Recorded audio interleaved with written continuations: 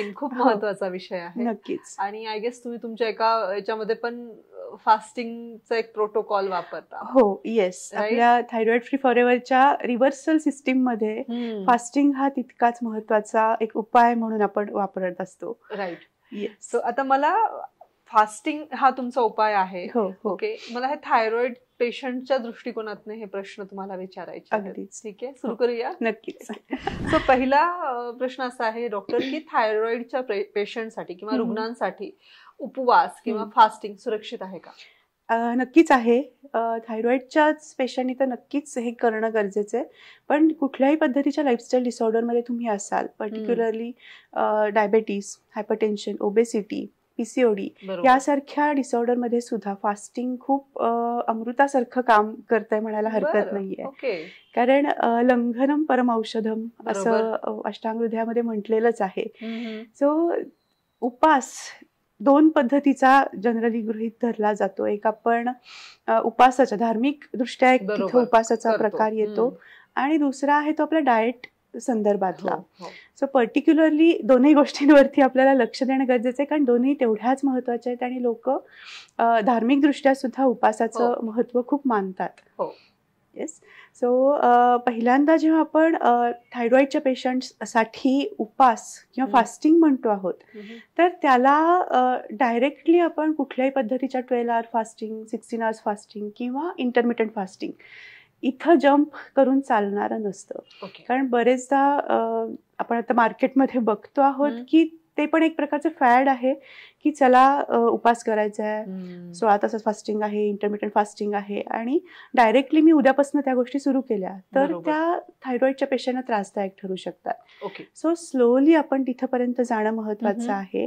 आणि उपास किंवा फास्टिंग हे डिटॉक्सिफिकेशनचाच एक प्रकार आहे म्हणायला हरकत नाहीये. आपण आपल्या सिस्टीममध्ये सुरुवातीला डाएटमधल्या बदलांनी हे डिटॉक्सिफिकेशन सुरू करतो, शरीरातले टॉक्सिन्स बाहेर काढायला सुरुवात करतो. डाएट थ्रू आहे, वेगवेगळ्या थेरपीज थ्रू आहे. त्यानंतर शरीरामधलं हे ऍसिड किंवा अतिरिक्त आम जे आम्ही आयुर्वेदानुसार म्हणतो पित्त आहे, अम्लता, ती कमी केल्यानंतर आपण या पद्धतीच्या फास्टिंग मध्ये जाणं गरजेचं असतं. अदरवाईज हे ऐकलंही असशील की आम्ही सुरू केलं इंटरमिटंट फास्टिंग आणि आम्हाला ऍसिडिटी झाली, ब्लोटिंग व्हायला लागलं, अपचन व्हायला लागलं. सो ते योग्य पद्धतीने जाणं फार महत्वाचं असतं. बरोबर. येस. आणि सायंटिफिक दृष्ट्या तुम्ही व्यवस्थित गायडन्स घेऊन जर ते सुरू केलं तर त्याचे फायदे आहेत आणि सुरक्षित देखील आहे. नक्कीच नक्कीच. ओके. सो हायपरथायरॉइडिझम मध्ये जर उपवास केला तर मेटाबॉलिझमवर काही परिणाम होतो का? हायपर आणि हायपोथायरॉइडिझम दोन्ही मध्ये उपासाचा खूप चांगला फायदा होणार असतो. इथं आता मी जे म्हटलं की इंटरमिटंट फास्टिंग 16 तासाचं फास्टिंग जे आहे ते खूप जास्त चांगल्या पद्धतीने उपयोगी ठरतं.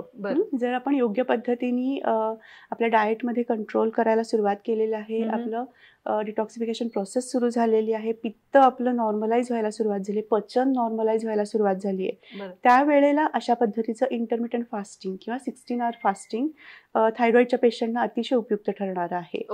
इंटरमिटंट फास्टिंग म्हणजे काय हेही समजून घेणं गरजेचं आहे पहिल्यांदा, कारण 16 तासच का हेही समजून घेणं महत्वाचं आहे. सांगू शकाल? येस, नक्कीच.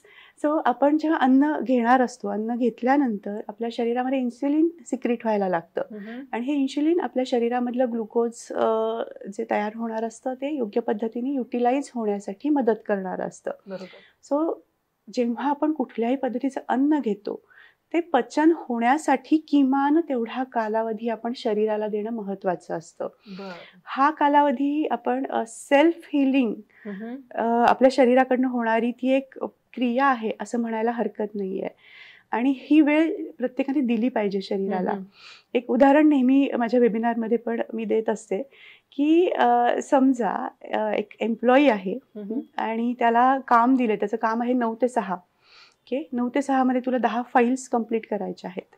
5:45 वाजलेत आणि तुझ्या फाईल्स कंप्लीट होत आल्यात आणि बॉसनी अजून 4 फाईल आणून दिल्या, तर आपल्या मनाची अवस्था काय असेल? बरं, त्याही संपतायत, 7 वाजले, 8 वाजले आणि अजूनही 4 फाईल आपल्याकडे आल्या, तर त्या एम्प्लॉईची अवस्था काय होऊ शकते?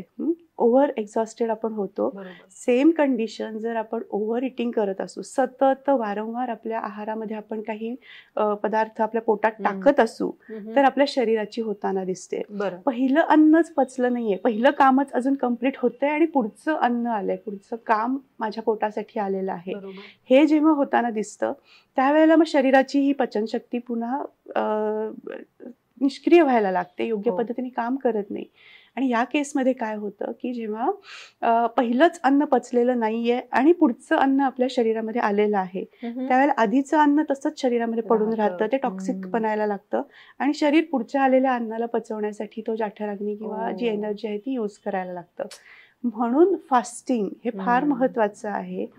लंघन, उपाशी राहणं, की तो सेल्फ हिलिंगचा वेळ आपल्या शरीराला देणं. एक रिसर्च पण पब्लिश झाल्यामध्ये ऑटोफॅजी त्याला म्हणतात.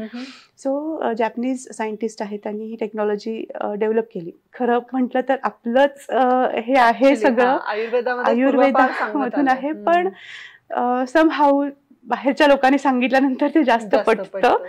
सो ऑटोफॅजी हे तेच आहे, सेल्फ हिलिंग, आणि आपल्याला ते करणं गरजेचं आहे. शरीराला जेव्हा आपण वेळ देणार असतो प्रत्येक अन्न शरीरामध्ये आल्यानंतर त्याला पचन होण्यासाठी, तर तुम्ही जे काही अन्न घेत आहात ते योग्य पद्धतीने शरीरात ऍब्सॉर्ब होणार आहे, त्यातले न्यूट्रिशनल घटक आपल्या शरीराला मिळणार आहेत आणि मग तुम्ही पुढचं अन्न घेणं. या दृष्टीने आपल्याला या उपासाचं महत्त्व लक्षात घेणं महत्त्वाचं नक्कीच आहे.